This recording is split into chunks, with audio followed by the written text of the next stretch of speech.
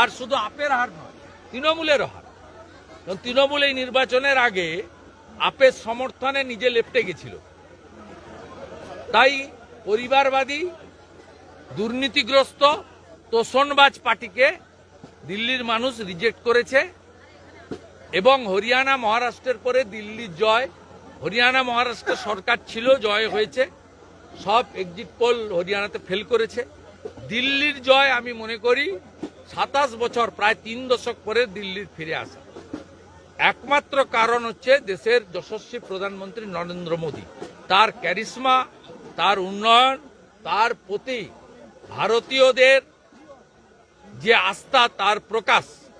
আর যে হিন্দু সনাতনীরা ভোট দিতে বেরোতো না, তারা মহারাষ্ট্র নির্বাচন থেকে বিপদ বুঝে তারা ভোট দিতে বেরোচ্ছেন।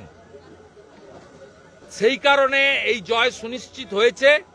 মহারাষ্ট্রে 19 সালে 61% ভোট ছিল, এবারে 66.5 হয়েছে। ঠিক একইভাবে 8 থেকে 10% ভোট বেড়েছে দিল্লিতে পোলিংয়ে।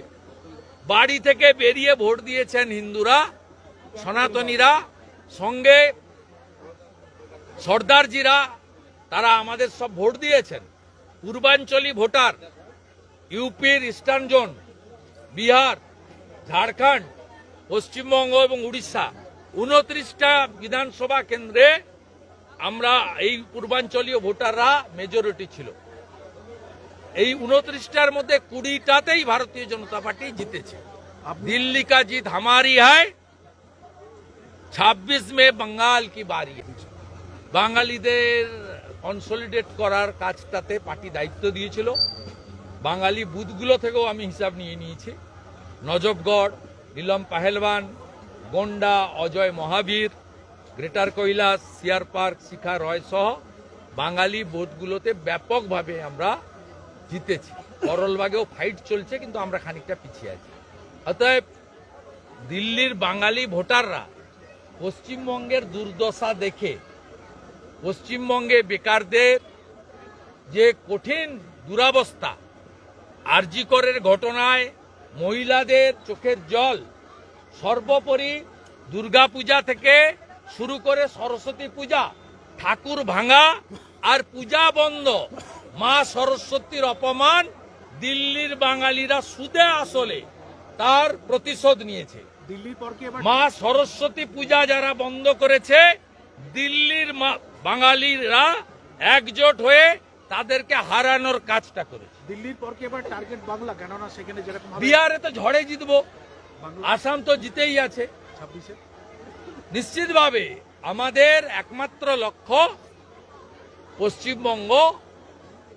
আপ গেছে, এবারে মমতা পাপকে বিদায় করা। 26 বছর পর রাজধানীতে পদ্ম ফিরল, পদ্ম ফুটল রীতিমতো। আর তাকে কেন্দ্র করে এই মুহূর্তে উচ্ছ্বাস প্রকাশ করছেন বিজেপি কর্মী সমর্থকেরা। রাজপথে নেমেছেন তারা, একেবারে আবিরে আবিরে রঙিন হয়ে উঠেছে দিল্লির রাজপথ, দিল্লির বিভিন্ন প্রান্ত। আম জনতা প্রত্যেকের মুখেই হাসি ফুটেছে। যারা বিজেপি কর্মী সমর্থক, তাদের মুখে হাসি ফুটেছে। তারা প্রত্যেকেই এই জয়টাকে স্বাগত জানাচ্ছেন।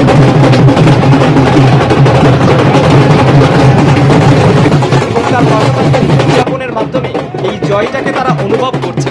26 বছর পর রাজধানীতে ফুটল পদ্ম, আর যাকে কেন্দ্র করে বাজি পুড়িয়ে, ঢাকঢোল পিটিয়ে রীতিমতো উচ্ছ্বাস করছেন বিজেপি কর্মী সমর্থকেরা।